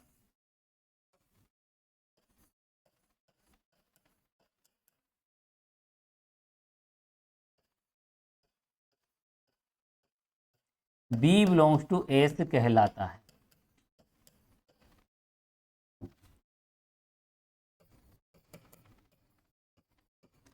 है ना, आसान से आसान लैंग्वेज यहाँ पर हम लिखेंगे, ऐसा मेरा टारगेट रहेगा। तो देखिए ए का प्रतिलोम बी कहलाता, यहाँ हम जो भी एलिमेंट लेंगे वो सेट एस में से लेंगे, इसलिए यहाँ पर मैं बार बार लिख रहा हूँ A belongs to S, B belongs to S, है ना, एक कॉमन सी बात है, आप इसको इस तरह से समझें, है ना। ए का प्रतिलोम कौन कहलाता है? बी कहलाता है। और कब कहलाएगा, क्या डेफिनेशन है? ए का प्रतिलोम बी होता है या कहलाता है यदि, देखो ए को बी से ऑपरेट करो, ई आ जाना चाहिए, और बी को ए से ऑपरेट करो तो भी क्या आना चाहिए? ई आ जाना चाहिए। और ई क्या है यहाँ पर? ई यहाँ पर आइडेंटिटी एलिमेंट है, तत्समक अवयव है। तो देखो किसी अवयव को जब उसके प्रतिलोम से ऑपरेट किया जाता है, हम ऑपरेट क्यों बोल रहे हैं? क्योंकि यहाँ पर ऑपरेशन का पता नहीं है, ये यहाँ ऑपरेशन का सिंबल है, इसकी जगह मल्टीप्लिकेशन, एडिशन, सब्ट्रैक्ट, कोई सी भी यहाँ पर देखो ऑपरेशन हो सकती है। तो यहाँ देखो ए को बी से ऑपरेट किया तो ई आ गया, और बी को ए से किया तो भी ई आ गया। और ई क्या है यहाँ पर? Identity element. बी क्या है? Identity element.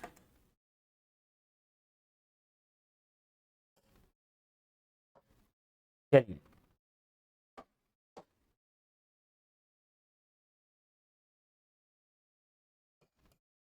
ये लिख लीजिए आप, जहां ई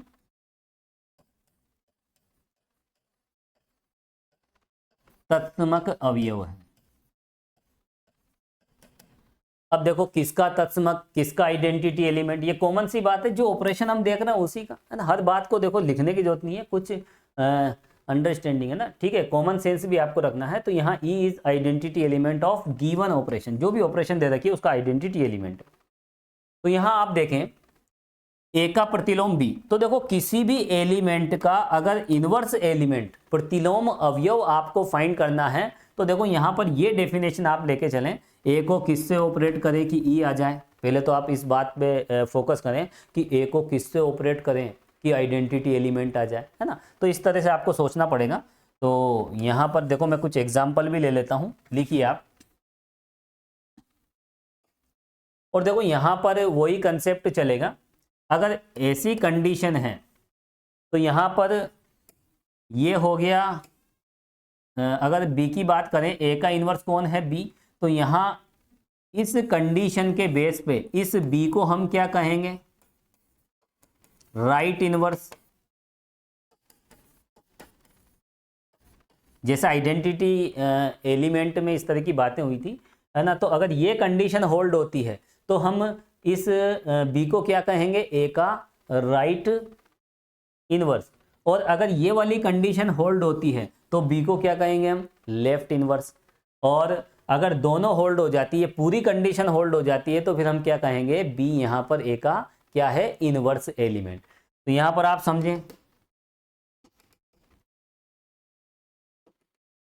देखिए इस कंडीशन से हम कहेंगे राइट इनवर्स यानी दक्षिण प्रतिलोम। और इस कंडीशन के बेस पर हम क्या कहेंगे? बी क्या है यहाँ पर? ए का वाम प्रतिलोम, लेफ्ट इनवर्स। और पूरी कंडीशन के बेस पे क्या कहेंगे? Inverse element. ठीक है, चाहे तो आप वो बात भी लिख सकते हो नोट लगा के। ये तो कंप्लीट डेफिनेशन हो गई।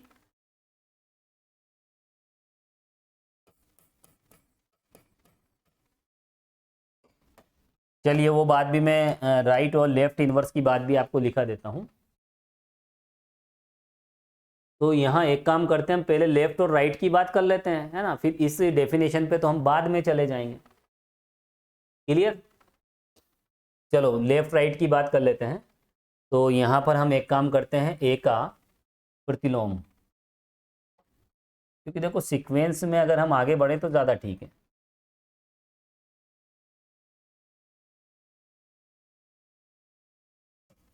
वाम प्रतिलोम की हम बात कर लेते हैं। वाम प्रतिलोम,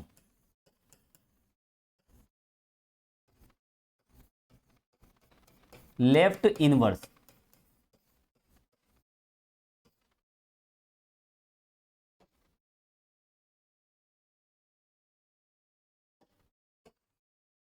चलो पूरा हटा देता हूं मैं इसको। लिखिए आप, कहलाता है यदि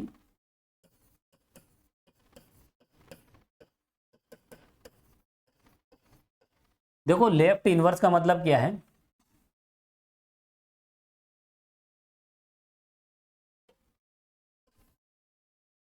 देखो इसको थोड़ा सा यहाँ पर बी ले लेते हैं, B1 है ना, इसका लेफ्ट इनवर्स हो जाएगा B1।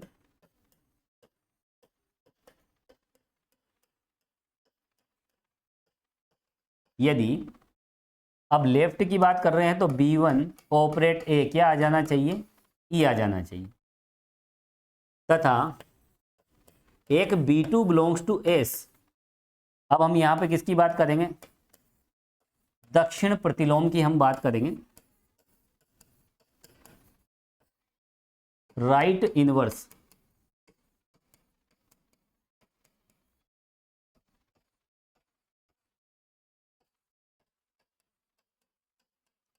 कहलाता है यदि, देखिए आप,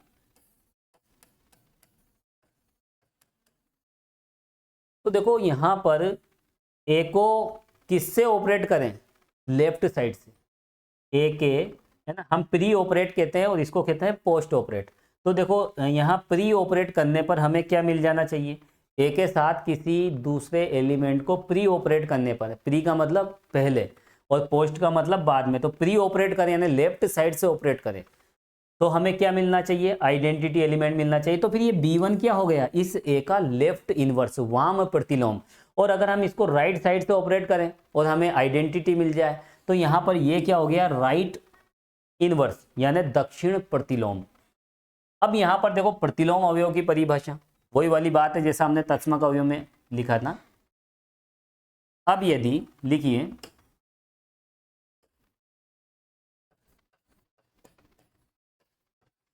ये B1 और B2 दोनों क्या बन जाए?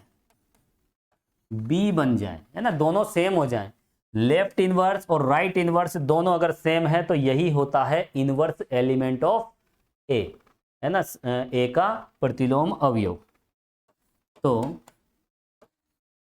बी को ए का क्या कहते हैं? प्रतिलोम अवयव कहते हैं। लिख लीजिए आप।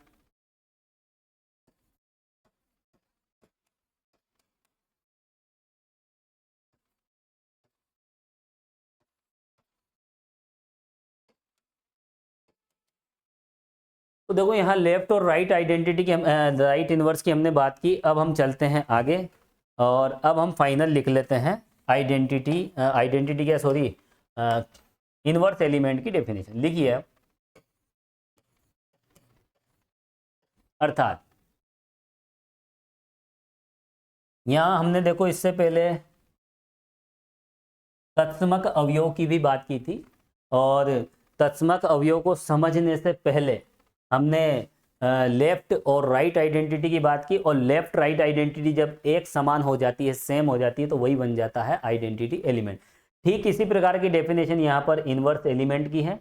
और यहाँ पर हमने किसकी बात की? लेफ्ट इनवर्स, है ना, ए का लेफ्ट इनवर्स इस कंडीशन में होगा, ये कंडीशन होल्ड होती है तो हम इस B1 को क्या कहेंगे? ए का लेफ्ट इनवर्स कहेंगे। और ये कंडीशन अगर होल्ड होती है तो हम क्या कहेंगे? B2 ए का राइट इनवर्स है। और B1 B2 जब सेम हो जाते हैं तो फिर वो ए का क्या बन जाता है? इनवर्स एलिमेंट बन जाता है। चलिए, अर्थात B belongs to S, A belongs to S का क्या कहलाता है? प्रतिलोम अवयव। देखो जिस अंदाज में हमने ये लिखा वही लिखेंगे। अच्छा, ए का प्रतिलोम, ठीक है, तो इसी तरह से लिखिए आप।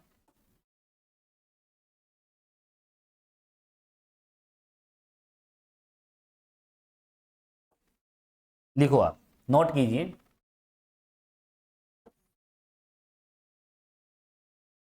ए बिलोंग्स टू एस का प्रतिलोम अवयव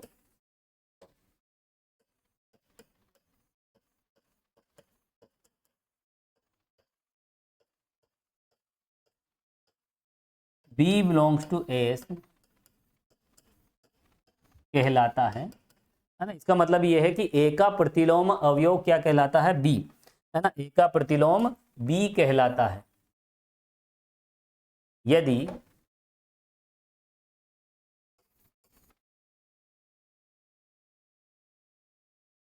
ए को बी से ऑपरेट करो तो ई आ जाना चाहिए, और ई को बी से ऑपरेट करें, सॉरी यहाँ बी आएगा, बी को ए से ऑपरेट करें। ये कंडीशन है देखो इनवर्स एलिमेंट की। तो यहाँ पर अगर ये कंडीशन होल्ड हो जाती है तो इस बेस पर हम क्या कह सकते हैं कि B is inverse element of A।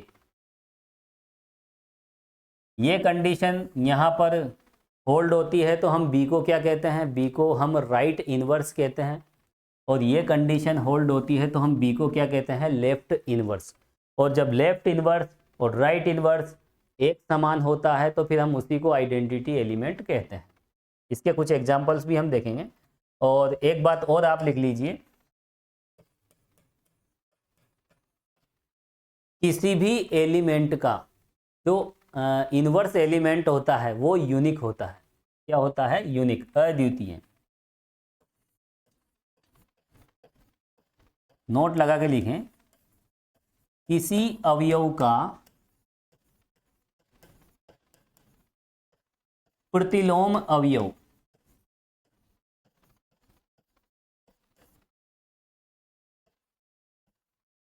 अद्वितीय होता है ना। अद्वितीय का मतलब क्या कहते हैं इंग्लिश में, इसे यूनिक।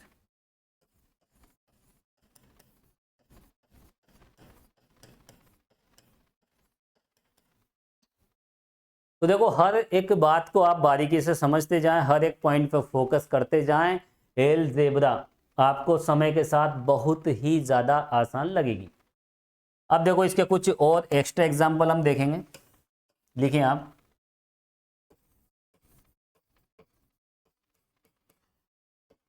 जैसे अभी हमने देखा था, ये वाली ऑपरेशन देखी थी AB/4, है ना, Q में, तो इसका आइडेंटिटी एलिमेंट हमें क्या मिला था, 4 मिला था। तो जब भी हम इनवर्स एलिमेंट निकालें, किसी भी एलिमेंट का इनवर्स एलिमेंट जब हम निकालते हैं तो सबसे पहले हमें आइडेंटिटी एलिमेंट तो निकालना ही पड़ेगा। देखो इधर, और पहले हम जनरल बात कर लेते हैं। देखो हम बात कर रहे हैं सेट ऑफ नेचुरल नंबर की। देखो इसमें कौन कौन से एलिमेंट होते हैं ये तो आपको पता होगा। इसमें एक प्लस ऑपरेशन डिफाइन होती है। अब इस प्लस ऑपरेशन के अंतर्गत अगर हम इस दो को, अगर हम देखें इस एलिमेंट की बात करें तो देखो दो को हम किससे ऑपरेट करें कि हमें आइडेंटिटी एलिमेंट, ये वाली कंडीशन होल्ड होना चाहिए। यहाँ ऑपरेशन की जगह हम प्लस ऑपरेशन लेंगे। तो यहाँ पर देखो इनवर्स एलिमेंट की हम बात करेंगे, किसकी बात करेंगे, प्रतिलोम अवयव की। तो देखो प्रतिलोम अवयव कब विद्यमान होगा, जब इस तरह की कंडीशन होल्ड हो, और ये कंडीशन किस पे डिपेंड कर रही है, आइडेंटिटी एलिमेंट पे डिपेंड कर रही है, तत्समक अवयव ई पर डिपेंड कर रही है। लेकिन यहाँ पर प्लस ऑपरेशन के लिए अगर हम आइडेंटिटी एलिमेंट तत्समक अवयव की बात करें तो वो होता है 0, लेकिन 0 इस एन में नहीं है। तो यहाँ न तो तत्समक की बात करेंगे और ना ही प्रतिलोम अवयव की बात करेंगे, इसलिए इसको मैं मिटा देता हूँ। अब हम आगे बढ़ते हैं। अब हम आ जाते हैं सेट ऑफ इंटीजर्स, पूर्णांकों के समुच्चय पर। अब इसमें कौन कौन से एलिमेंट्स होते हैं, देखो -3, -2, -1, 0, 1, 2, ये लीजिए। अब यहाँ पर देखिए, इसमें अगर हम प्लस ऑपरेशन की बात करें तो प्लस का आइडेंटिटी एलिमेंट यहाँ पर मौजूद है, कौन है, 0, आइडेंटिटी एग्जिस्ट कर रहा है। अब यहाँ हर एक एलिमेंट का हम इनवर्स एलिमेंट निकालेंगे। देखो अगर हम 5 इसी में है ना, 5 का अगर हम इनवर्स एलिमेंट देखें तो वो क्या हो जाएगा, वो हो जाएगा -5, और इन दोनों को आप ऑपरेट करोगे तो क्या आ जाएगा, देखो 0। ये किस तरह की कंडीशन है, ए को बी से ऑपरेट करने पर हमें क्या मिल रहा है, ई मिल रहा है। तो बी क्या हो जाता है, ए का राइट इनवर्स दक्षिण प्रतिलोम हो जाता है। लेकिन यहाँ पर देखिए -5 को 5 से ऑपरेट कीजिए।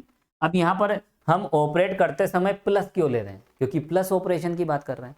तो यहाँ पर देखो ये क्या है, बी प्लस ए, या ऑपरेशन की बात कर रहे हैं तो यहाँ पर हम कौन सा साइन लेंगे, ये लीजिए। देखो इसी तरह की एक कंडीशन बन रही है यहाँ पर। इस कंडीशन के बेस पर हम क्या कह सकते हैं कि -5 5 का क्या है, प्रतिलोम अवयव है, इनवर्स एलिमेंट। लेकिन प्लस ऑपरेशन के अंतर्गत, जो प्लस ऑपरेशन के अंतर्गत इनवर्स एलिमेंट निकलता है उसे हम कहते हैं एडिटिव इनवर्स। क्या कहते हैं, एडिटिव इनवर्स, योज्य प्रतिलोम। अगर ऑपरेशन मल्टीप्लिकेशन की होती तो उसे हम कहते हैं मल्टीप्लिकेटिव इनवर्स, गुणन प्रतिलोम। तो यहाँ पर देखो 5 का योज्य प्रतिलोम क्या हुआ, -5, क्योंकि 5 में -5 को ऐड कीजिए तो तत्समक अवयव आ जाता है, और -5 में 5 प्लस करोगे तो भी तत्समक अवयव आ जाता है। तो देखो 5 का योज्य प्रतिलोम क्या हो गया, -5, और 6 का क्या हो जाएगा, -6, और ए का प्रतिलोम बी है तो बी का प्रतिलोम ए होता है। ये बात भी आप ध्यान रखें, क्योंकि इस कंडीशन के बेस पे हम क्या कह सकते हैं, A is inverse element of B and B is also a inverse element of A. A B का प्रतिलोम है और बी ए का प्रतिलोम है, दोनों तरफ से आप कुछ भी कह सकते हो। चलिए आगे हम बढ़ते हैं, इस कचरे को हटा देते हैं और 1-2 एग्जाम्पल हम लिखेंगे, और उसके बाद इस वीडियो में हम इतना ही देखेंगे, और बाकी नेक्स्ट वीडियो में हम देखेंगे मॉड्यूलो ऑपरेशन, है ना। एडिशन मॉड्यूलो ऑपरेशन क्या होती है, मल्टीप्लिकेशन मॉड्यूलो ऑपरेशन क्या होती है। तो ज़्यादा समय हम नहीं लेंगे, थोड़ा सा और हम लिख लेते हैं। लिखिए आप, लिखिए, हम परिमेय संख्या की बात कर लेते हैं। परिमेय संख्याओं के समुच्चय में, या पूर्णांक का समुच्चय ले लीजिए। अभी मैंने आपको सेट ऑफ इंटीजर्स ही बताया। पूर्णांकों के समुच्चय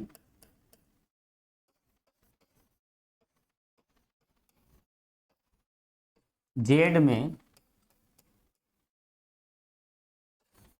ए बिलोंग्स टू जेड का। अब देखो मैं एक जनरल इंटीजर लेके चल रहा हूं यहाँ पर, है ना। एक जनरल फॉर्म में कोई सा भी एक पूर्णांक ले लिया, वो ए है। पूर्णांकों के समुच्चय में ए बिलोंग्स टू जेड का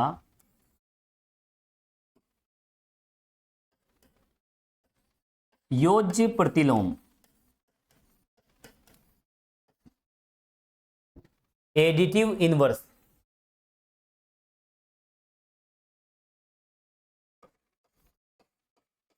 -a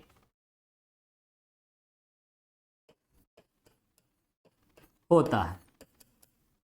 तो कितनी जनरल बात हमने लिखी है, कोई सा भी एक इंटीजर ले लीजिए, अगर उसको माइनस से मल्टीप्लाई करोगे तो आपको क्या मिल जाएगा, एडिटिव इनवर्स, है ना, योज्य प्रतिलोम आपको मिल जाएगा। अब ये एक दूसरे के प्रतिलोम क्यों है, इसका कारण भी हमें देना होगा।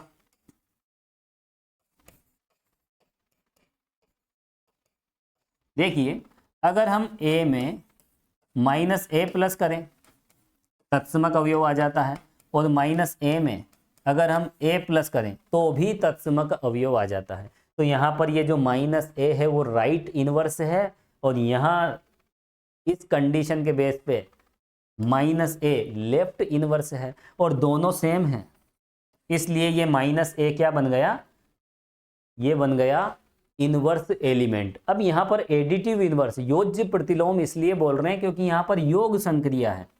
कौन सी संक्रिया की बात कर रहे हैं हम, योग संक्रिया की। अब देखो अगर हम मल्टीप्लिकेटिव इनवर्स की बात करें, गुणन प्रतिलोम की बात करें, तो यहाँ गुणन प्रतिलोम विद्यमान नहीं है। एक बात और लिख लेते हैं,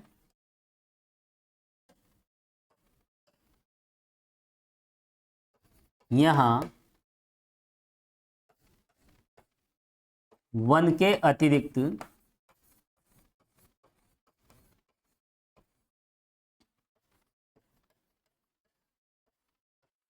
किसी भी अवयव का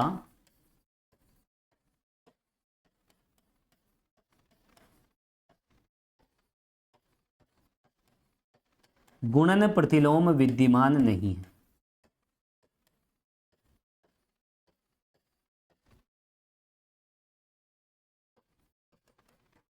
और 1 का प्रतिलोम 1 है।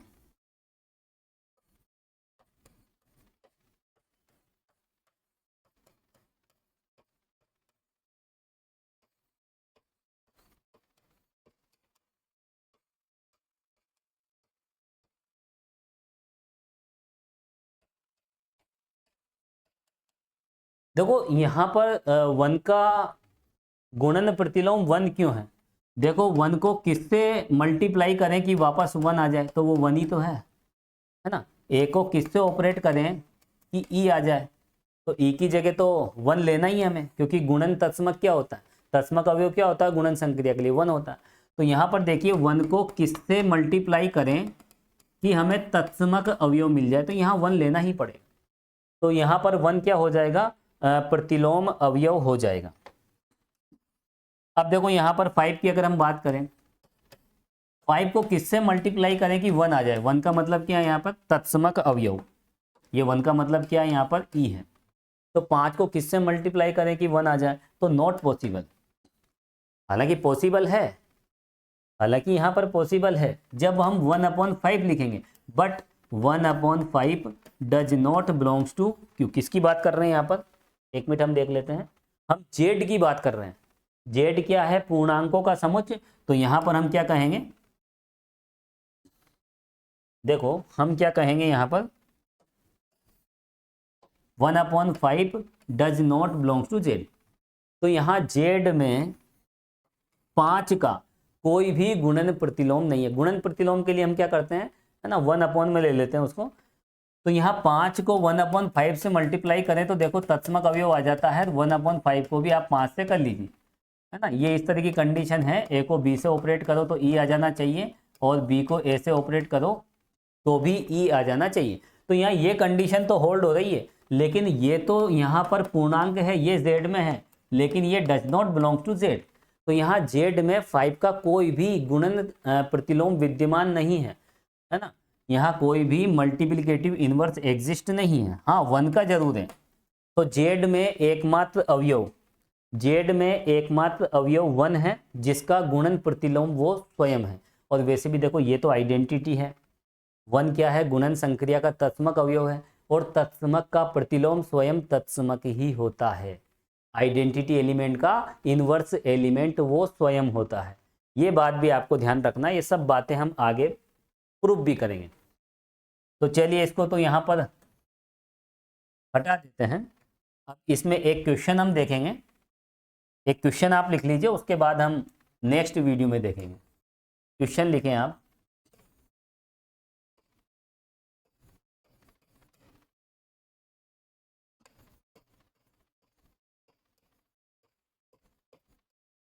परिमेय संख्याओं के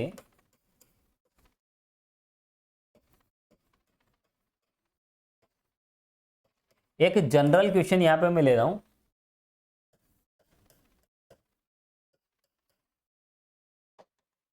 संक्रिया स्टार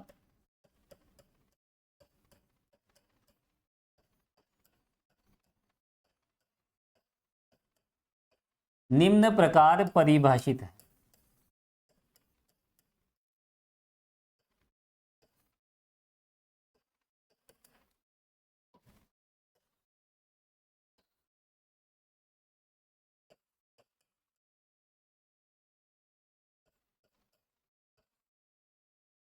देखो एक एग्जाम्पल मैंने आपको बताया था किस तरह से परिभाषित है।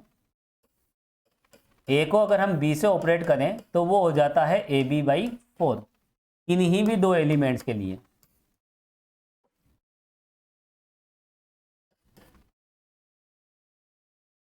For every AB belongs to S. S के यहाँ पर रेशनल नंबर की बात कर रहे हैं, है ना, सेट ऑफ रेशनल नंबर। तो इसी ऑपरेशन का हमने आइडेंटिटी एलिमेंट निकाला था, तत्समक अवयव निकाला था। अब यहाँ पर हम क्या निकाल रहे हैं, अब यहाँ हम निकाल रहे हैं इनवर्स एलिमेंट। यहाँ हमें क्या सीखना है कि इनवर्स एलिमेंट कैसे निकालें।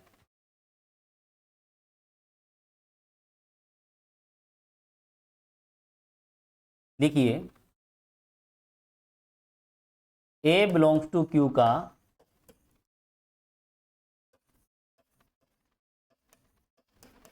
प्रतिलोम अवयव ज्ञात कीजिए।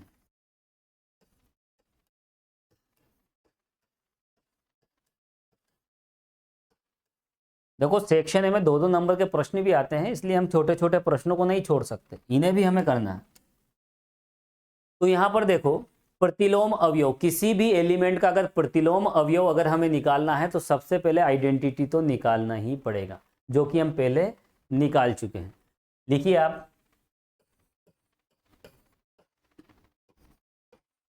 यहां तत्समक अवयव identity element 4 belongs to Q है।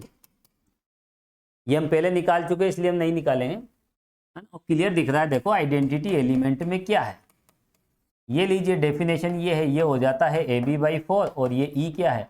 अगर हम बात करें ये तो हमें निकालना ही है ना, और आइडेंटिटी की परिभाषा क्या है, ए को ई से ऑपरेट करो तो ई आ जाता है, आइडेंटिटी ई क्या सॉरी यहाँ ए आ जाता है। यही तो डेफिनेशन है आइडेंटिटी एलिमेंट की। यहाँ भी लिखना पड़ेगा, देखो जल्दबाजी में कभी कभी माइनर मिस्टेक हो जाती है। ए को ई से ऑपरेट करेंगे ए आ जाता है, और यहाँ पर ए से ए गया तो ई इक्वल 4। देखो कैलकुलेशन करके हमने ई तो निकाल लिया है, तत्समक अवयव निकाल लिया, लेकिन इसको वेरीफाई करेंगे, चेक भी करेंगे, है ना। ए को ई से ऑपरेट करो तो यहाँ पर ए आ जाना चाहिए, और ई को ए से ऑपरेट करके देखो तो भी क्या आना चाहिए, ए। ये दोनों आपको कंडीशन चेक करना पड़ेगा। जब मैंने क्वेश्चन कराया था तो देखो हमने डायरेक्ट लिख तो दिया था, वहाँ पे मैं ले चलता हूँ आपको, कहाँ गया वो क्वेश्चन।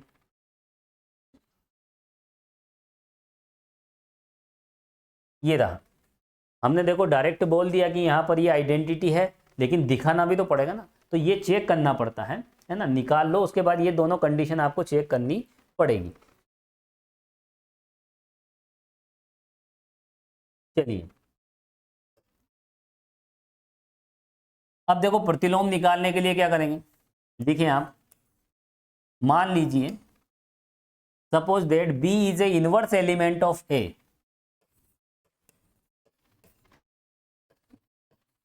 ए का प्रतिलोम अवयव कौन है,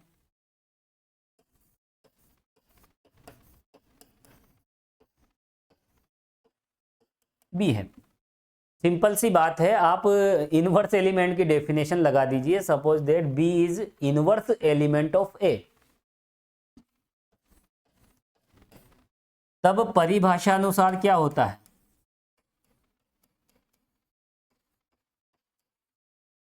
डेफिनेशन क्या कहती है, डेफिनेशन के अकॉर्डिंग ए को बी से ऑपरेट करोगे तो आइडेंटिटी एलिमेंट आ जाता है, और बी को ए से ऑपरेट करोगे तो भी आइडेंटिटी एलिमेंट आ जाता है। ये है इनवर्स एलिमेंट की डेफिनेशन, जो कि हमने जस्ट यहाँ देखा था, है ना। ए को बी से करोगे तो ई आ जाएगा, और अगर बी को ए से करोगे तो भी क्या आ जाएगा, ई। अब यहाँ पर देखिए डेफिनेशन के अकॉर्डिंग ये क्या हो जाता है, AB/4 डेफिनेशन ही कहती है, और ई क्या है, ई हम पहले ही निकाल चुके हैं, और ई की वैल्यू कितनी, यहाँ पर आइडेंटिटी एलिमेंट है 4, और ये हो जाएगा देखो BA/4।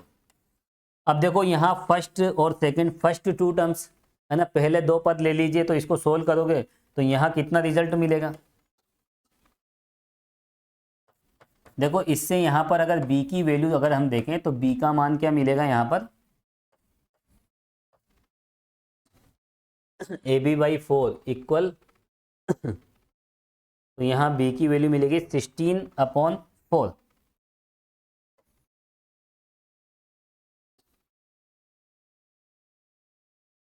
AB/4 और e की वैल्यू कितनी है, 4 ही है, 4 ही हमने निकाली थी।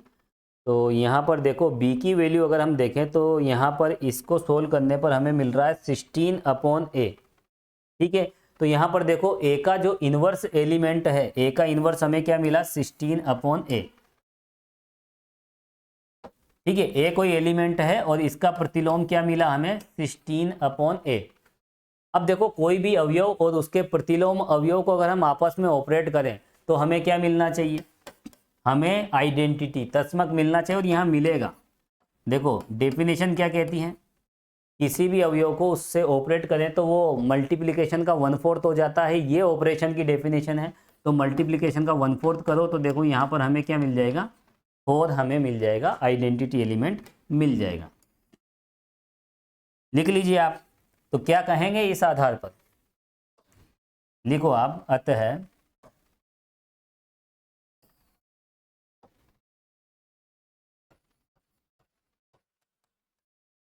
ए का प्रतिलोम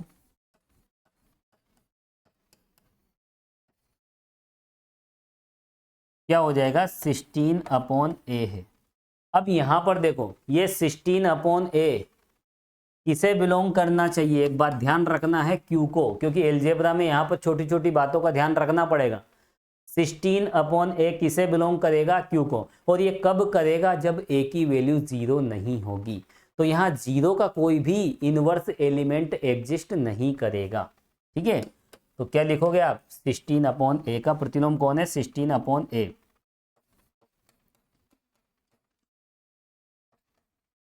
ये कंडीशन तो आपको लगानी ही पड़ेगी, a नॉट इक्वल 0। तो 0 का कोई भी इनवर्स एलिमेंट यहाँ पर नहीं होगा, क्योंकि a की जगह 0 लेंगे तो 16/0 यहाँ पर क्या हो जाएगा, अनडिफाइंड केस हो जाएगा। तो देखिए स्टूडेंट्स, इस वीडियो लेक्चर में हमने बाइनरी ऑपरेशन को समझा है, और उसके बाद हमने आइडेंटिटी एलिमेंट और इनवर्स एलिमेंट की हमने बात की। अब इसके बाद देखिए कुछ बाइनरी ऑपरेशन में एक एसोसिएटिव प्रॉपर्टी होती है और कम्यूटेटिव प्रॉपर्टी होती है, तो उस पर भी हम नेक्स्ट वीडियो लेक्चर में डिस्कस करेंगे। तो इस वीडियो लेक्चर में फ़िलहाल इतना ही। Thank you so much.